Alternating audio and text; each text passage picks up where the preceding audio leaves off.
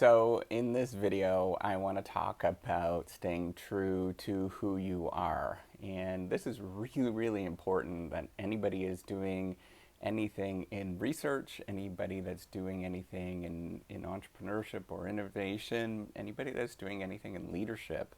I think all of these things are very, very important in terms of staying true to what you think is a good thing. And if you don't know me, I'm Professor Dave Massac. I'm Associate Professor of Innovation Strategy and Entrepreneurship. And I created this whole reciprocity project to give back as much as I possibly can. There's so many people who help me out that I wanted to pay the favor for it to help you out. Sorry, the camera's a bit high. That's okay. So there's two responses that I've gotten with this whole reciprocity project. So yeah, I'm creating this sort of, it started out as this software application, which was supposed to be like an editing platform where you can get feedback on other people's work. Or you can give feedback and they can give you feedback. Go check that out. The E is written with a 3. And buy some credits. That would be really, really helpful for the project. But I quickly realized that, if anybody that is in software would understand that you don't get traffic right away to your websites. It actually takes a tremendous amount of work, and you have to build, really what it is building reputation, building confidence, building, where people actually believe in this thing, because then they start going to that web platform, and then, Google and all those search engines use that as a signal that this is an important thing to look at.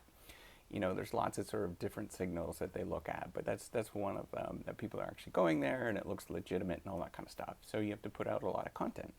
So I started putting out all of this content about being helpful and, dealing with the research process as a PhD, all of those kind of things. There's a point to the story, so stick with me. And then, I started doing, social media and doing that pretty heavily. I'm on LinkedIn. Please go and follow me, or, whatever you call it, connect with me on LinkedIn. I'm on TikTok pretty heavily. I put out lots of stuff. And, YouTube and all those kind of things. So, the key thing is that I got 2 reactions so far that's been really interesting in terms of observing people's reactions. The first one is from the academic side, so academic research sort of folks. This is broadly, and not only like what people have told me, but also, what I sort of sense and I know what's going on, the sort of general culture, is that people think, oh, why are you doing that rinky-dinky thing? That is a total waste of time. Why is that? Why are you actually wasting your time doing all this kind of social media stuff? I get it. And then the other response that I get is from more lay folks, lay being that they're not in academia and they don't get sort of research, and they're like, well, what does that person know? They're, have they ever done anything entrepreneurial or innovative in their life? The great irony is that they're posting on something that is entrepreneurial, and me, trying to do something that is innovative. It's totally like hilarious.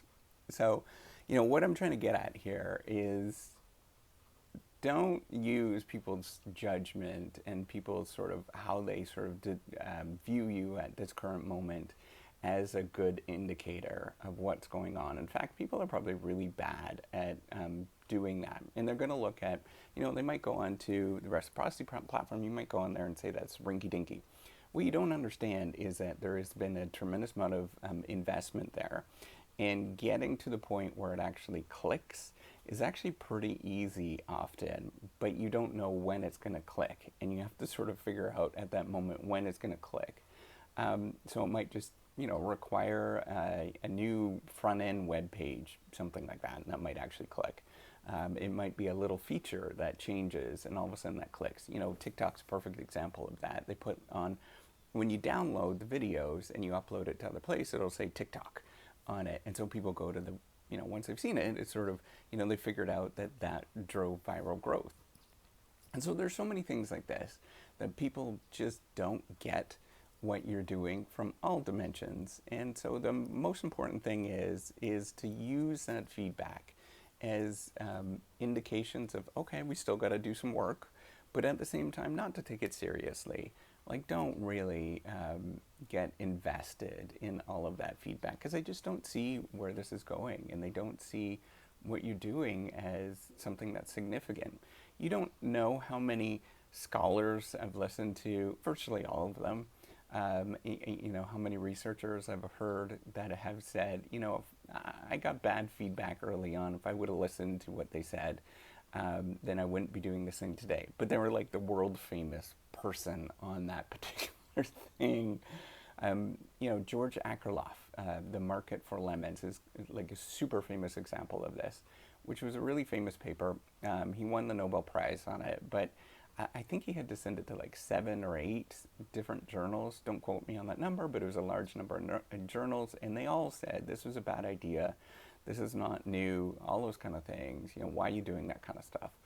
And what you have to sort of do is take it with a grain of salt and keep pushing forward. Use some of it as feedback, but at the same time, use it as like, oh, they don't get it. And I just have to keep pushing this forward and keep moving forward with this. So just have confidence with what you're doing. I know that this is really hard, especially for those of you who are starting out as something that's doing, you know, especially doing research. You're going to get all these famous people that are going to criticize what you're doing. You just got to be like, all right, I got to keep doing this. They're not getting it at this moment. I got to keep doing it. And you know, there's two sort of responses that will happen is that you might sort of navigate and sort of get to the point where people see what you're doing and you adapt where people see what you're doing, and that might be the case. But the other thing that ends up happening is that people just, you know, they're in a different state of mind.